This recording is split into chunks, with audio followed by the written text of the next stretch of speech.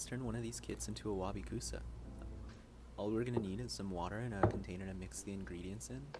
Then we'll hydrate our sphagnum moss and set it aside for now. And now we can aggressively, for some reason, toss out all the ingredients. We'll hydrate these guys a little bit too, but not too much at first. You gotta mix it in and play around a bit until it gets a little disgusting, or I guess enthralling, depending on who you ask. We don't judge here. We'll now drop our little mud ball into the cocoa liner to keep it all together, and now tying it up really ensures that our little ball stays together. And now we can get to squeezing out that sphagnum moss, as this is a sensory experience after all. And no worries if you don't know what you're doing here, neither do I, to be honest.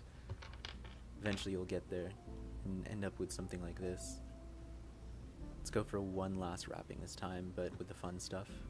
And you're going to want to use the moss and shorter foreground looking plants for this. Now you can just set her in the same container or your own special one and let her incubate for a bit, making sure to keep the water level at about halfway or 2/3.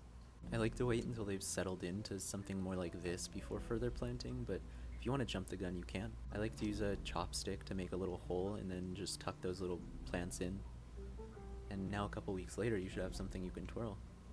Or you can use one of these hangers for your aquariums and end up with a little pond scape or something like this, or this, or this. Now, collecting all these ingredients can be a hassle, so that's why you can now go to my site, aquarial.io/shop, and buy one of these kits for as little as $18 shipped. You can also find out more about Wabi-kusa there, or ask me any questions you'd like. And on the same site, you can even make your own little profiles for your Wabi-kusa and aquariums, and keep track of their progress over time, as well as the species within them. So you know what you gotta do now?